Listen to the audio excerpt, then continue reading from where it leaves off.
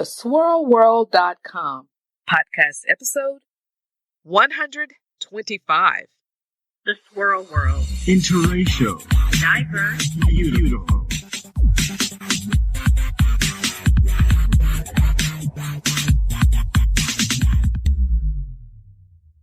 Hey everybody, this is Michelle.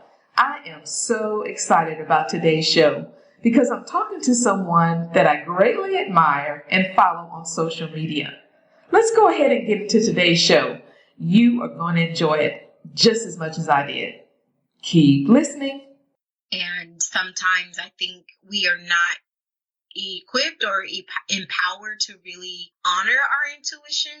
You know, it's like, oh, I met this guy. I don't really like him. Something's kind of suspect, but I'm going to do it anyway. You know, and it's like, but you knew something. So the moment that it goes awry, you're like, oh, I should have just followed my first mind, right? And if we're kind of really trained to really do that, it doesn't mean that we're going to always get it right whenever we make choices and decisions, but finding your voice, it comes in learning how to trust yourself and trust your gut and trust your decisions. Greetings and welcome to another edition of the Swirl World podcast. This is your co-host, Michelle Matthews-Calloway. And today I am geeked beyond belief because we have a special guest, someone who I think so highly of and appreciate so very much. And I often tease her online and say that she's my little sister in my head, and her two beautiful daughters are like my little nieces in my head. And that guest is none other than Amber Wright, the conversation coach. And Amber, I know others may not know you like I do, so please tell our listeners a little bit more about you. Well, hello, everybody. As Michelle said, my name is Amber, and I'm a communication expert and coach. And so what that means is that I work with entrepreneurs, thought leaders, professionals, and digital influencers to teach them how to take their personal story and turn it into a signature talk or a compelling bio that I write for them. And I do that through content through one-on-one coaching and through some light copywriting services, and also through content that I share on social to help everybody become better communicators. And you know, it's interesting because social media was where I first came in contact with you. I actually saw you on Periscope. And I think you had, if I'm not mistaken, just began scoping, as they call it. And you were, I think, in the parking lot in your car at your job, where you're a professor, and you were getting ready to go to class, and you were scoping. So tell us a little bit about that social aspect of conversation. I think you're a pro. And obviously you are, because you train and teach other people how to do the same thing, and you teach at a college, teaching people how to communicate. So tell us a little bit about that, what that involves. Well, you mean social, being present on social specifically? Being present on social, and also the conversational aspect, because you make it look so easy. And I know some of that may be due to, a lot of it is due to you just being a genuine person. But for the individual who maybe doesn't really understand what that's all about, how would you explain it to them? Well, for me, I use social media as an extension of who I am as a person, as it relates specifically towards my goals, which is to grow my business. And how I frame that for people is that I live a life offline, a very full and active life. And my time online is to give people a very limited, I think, if you will, access to that life, but still in a really sincere way, if that makes sense. And so I love sharing of myself. I don't know how to be any other way. I'm one of those types of people that never meets a stranger. I'm just an open book, really transparent and honest. And so that's just me being authentically who I am on social. But I think what helps with that is me very early on kind of identifying my purpose with it, when I decided to really get serious with my business a few years ago. I think sometimes we but you've seen it. Social media can be abused, and people, they share every micro moment of their lives. Right. They overshare. Some people don't share enough, and I feel like I kind of hit that sweet spot. And I actually do enjoy it too because of the ability to connect with people, and also in how it relates to the nature of the work that I do. Gotcha. And I was thinking about the social aspect as well. And I know some of our listeners are introverts. Not everyone is an extrovert. How would you help the person who maybe feels conversationally challenged? I have such a heart for introverted people because I think that we live in a society that values extroversion over introversion. I think that we celebrate it in a way that makes introverts feel that they have some type of disability. And I just, I don't see it as such. It's just, when you understand the premise of the personality type, that we just get our energy in different ways. But as introverts can still be very highly charismatic, they just like to think a little bit more, and they get their energy from internalizing things. And so or just like taking the time to think about stuff before they speak. And I appreciate that, because most times if you have a good conversation with an introvert, their responses are measured and they are sincere and quality, really, because they don't want to waste time on things that don't really matter. So the way I feel like I'm on this like one woman campaign to get us all to meet in the middle as it relates to these personality types, so that way there's not always like this line drawn in the sand about how well you're able to communicate based upon your personality type. And the example that I always use to help introverts see things in a different way and extroverts alike.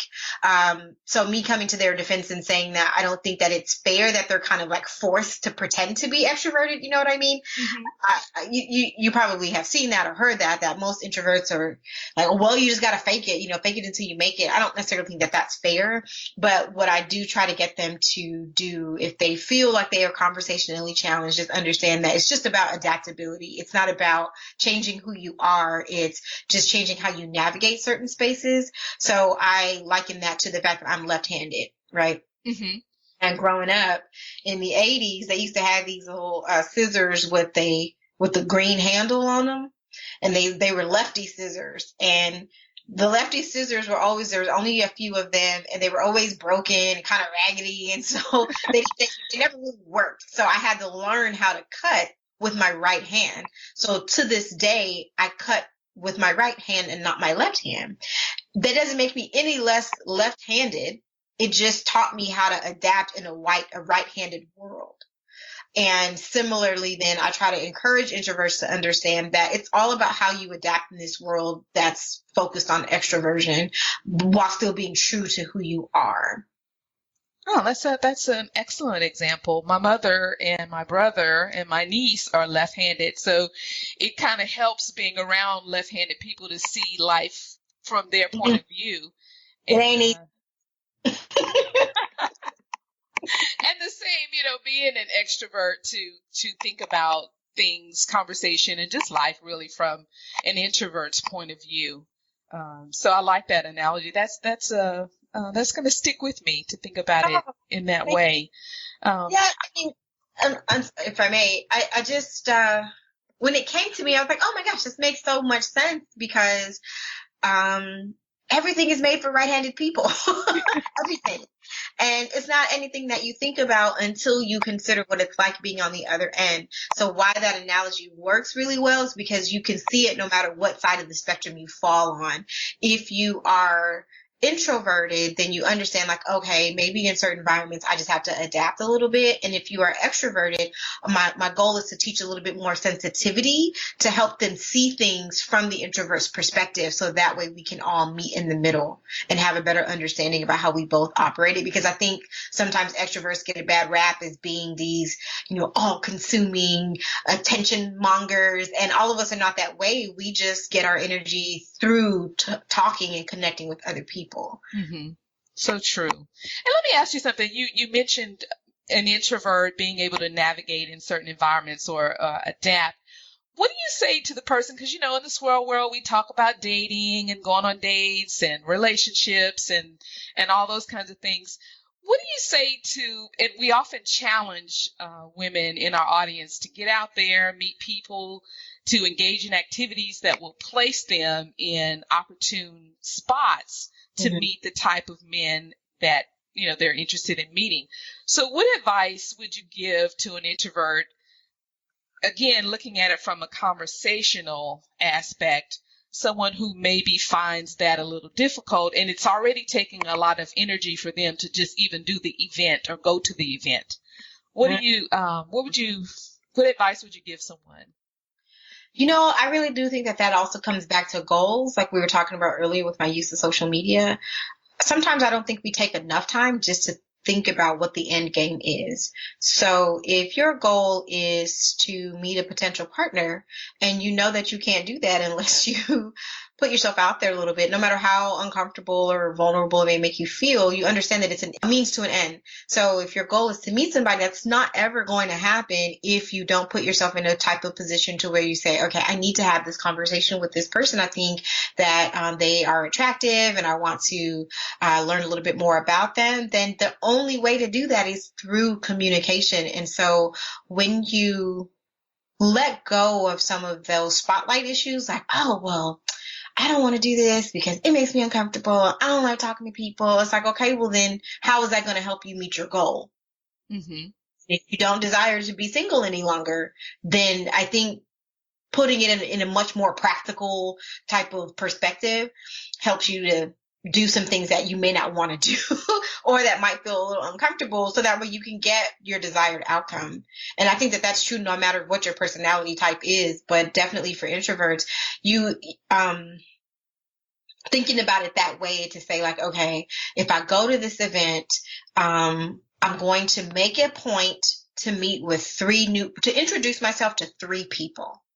So that way you're not immersed in this environment where you're feeling so overwhelmed and you feel like everybody's vying for your attention. You just kind of focus in on 3 people that you will at least introduce yourself to. So that way when you leave, you would have met your quota. And say by the second person, you and that other person really hit it off and you want to take the conversation further. You may not get to that third person because you looked up on the second one. But if you don't ever think of like kind of almost strategizing to say, how can I get the most out of this experience without depleting all of my energy?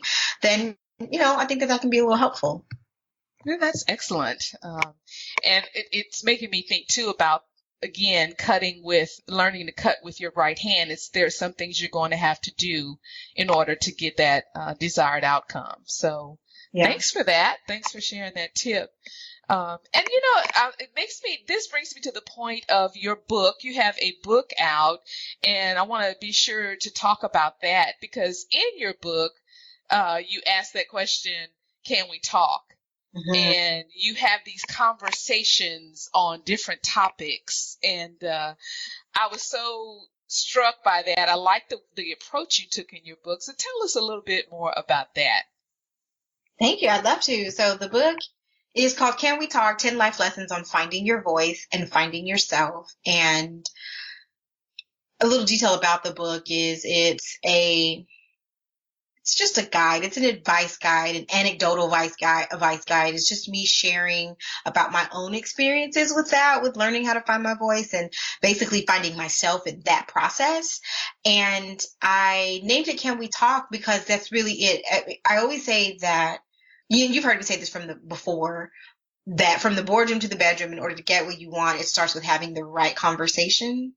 Mm-hmm. And even with my coaching clients, you're either having a conversation on stage or off stage, but it's no matter what, it's still you having this dialogue with one person or many people. And I framed it that way. So then that way the reader kind of feels like this is us just sitting down, having an honest conversation about what it takes to find your voice. And that might mean that you are going to be uncomfortable or have to say and do things that you're not used to doing.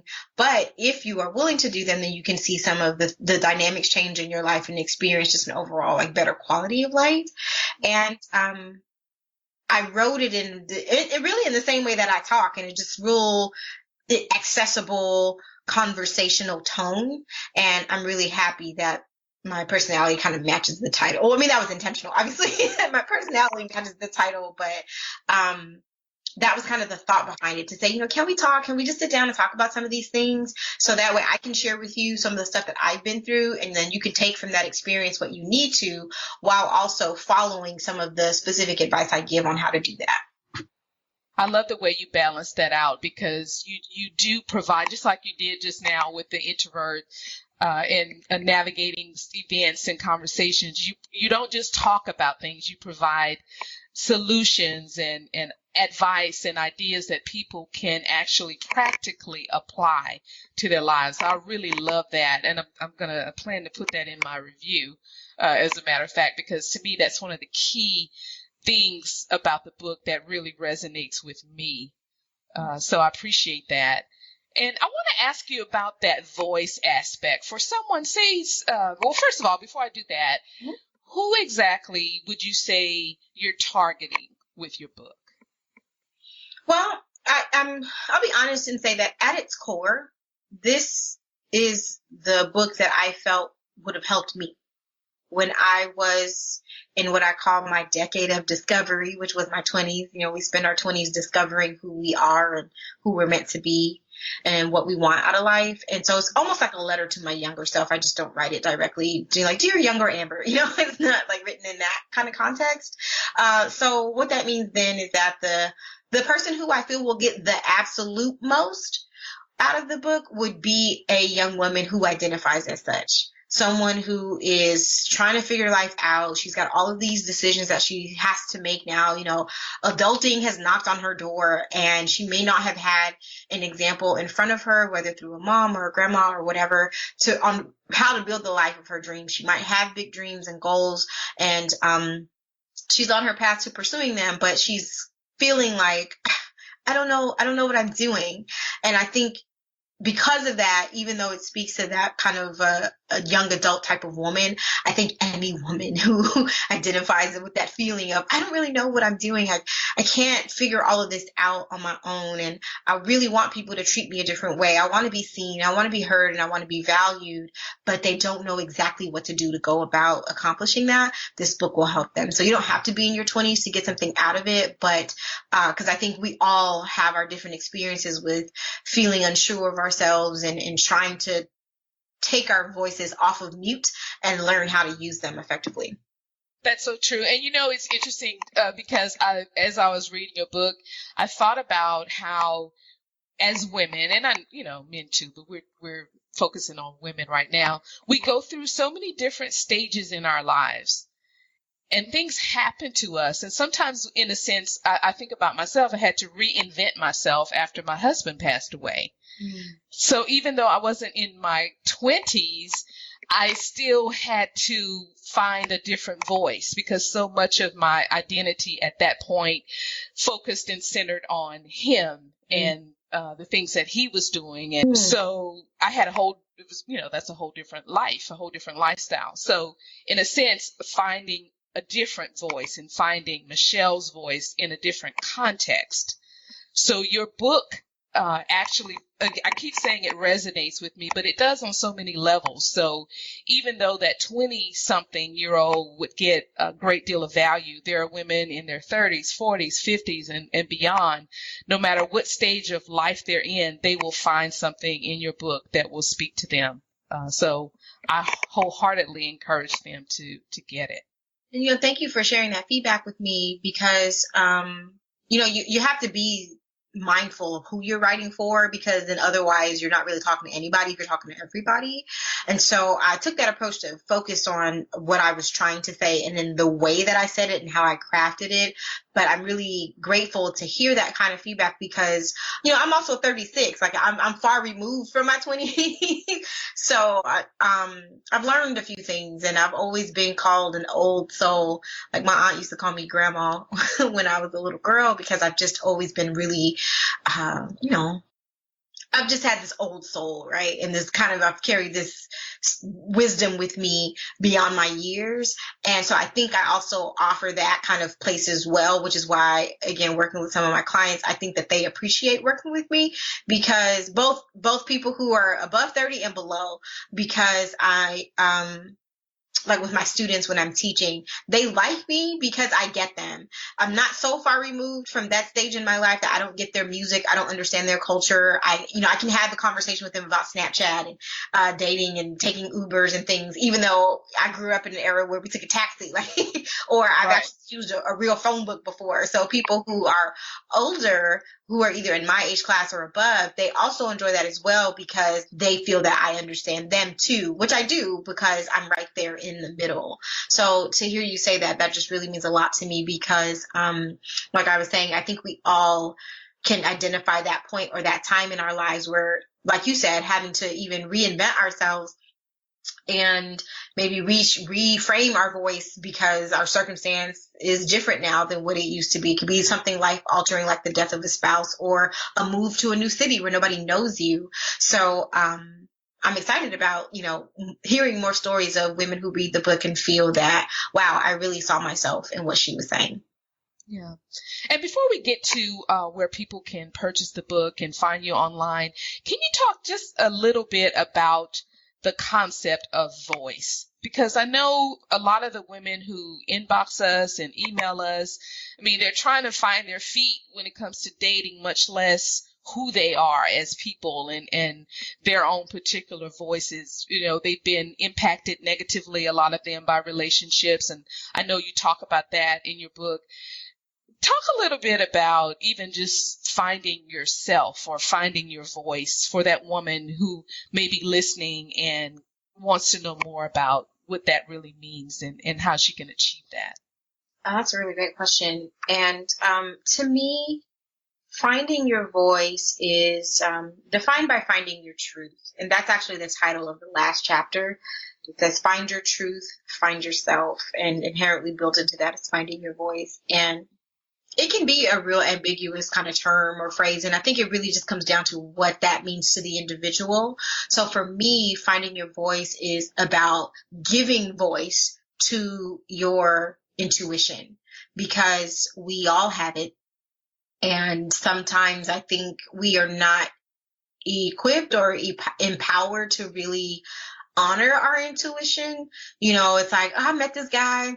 I don't really like him. Something's kind of suspect, but I'm going to do it anyway, and it's like, but you knew something. So the moment that it goes awry, you're like, I should have just followed my first mind, right? And if we kind of really trained to really do that, it doesn't mean that we're going to always get it right whenever we make choices and decisions, but finding your voice, it comes in learning how to trust yourself and trust your gut and trust your decisions. And for somebody like me, that was a really difficult process because I went out into the world really young and naive, and I didn't have a whole lot of guidance, and I was a first generation college student. So college was really transformative for me, but at the same time, I was alone. I just didn't know. Nobody in my family had ever done it, and there's just a really unique experience for the first generation college student. And so I just dove into it unsure and unclear about how to navigate life, how to deal with men, how to manage my finances and all of that. And so those are the things that I give advice on in the book. And now at this age in my life, my voice is very clear as a bell because I have learned to like I was saying before, take my inner voice off of mute and say, I'm not really okay with how you talk to me just now. Maybe we might need to readdress that. Whereas in my 20s, I might have let somebody talk to me crazy and not have said anything. So that's what my definition of finding your voice is. It's just really giving voice to your truth. Gotcha. I love that. So now, tell our listeners how they can get their hands on this book, because I would love for all of them to go out there and get it. So first of all, where can they find you? And then how can they the book? Wonderful. Well, I always tell people that I'm on the book, the bird, and the gram at Talk to Amber. So it's really easy to find me on social media. You can just punch in Talk to Amber, and it's the same across all platforms on Facebook, Twitter, and Instagram. That's also the name of my website, which is talktoamber.com. And the book, though, if you'd like to purchase a copy now and take advantage of this pre-sale, you can go to bit.ly/Can We Talk Event. So that's bit.ly/Can We Talk Event, all is one word. and you can purchase actually a signed copy from me there, and that will be mailed out to you within 2 weeks after the book launch, which is happening on Saturday, July 8th here in the Los Angeles area. So if any of your listeners are in the LA area and would like to attend the book signing, I would love to see you there. And you can also go to that same link and reserve your seat and purchase a book and a seat, or just purchase a book, whichever is tickles your fancy. And very, very soon, my formal author page on Amazon will be up and running. And I'm really excited about this. This is just a huge undertaking and a really big project, and I'm glad to have seen it through to fruition. But yeah, those are the places where you can purchase a copy of the book, or just connect with me so that way you can stay tuned to find out when the page on Amazon is live. Wonderful. And Amber, I don't know if you know this, but we have at the beginning of our podcast, we do a shout out. So we have been shouting you out, and I'm going to change the shout out so we can talk about the book. But we send people to talktoamber.com, and we talk about you being the conversation coach.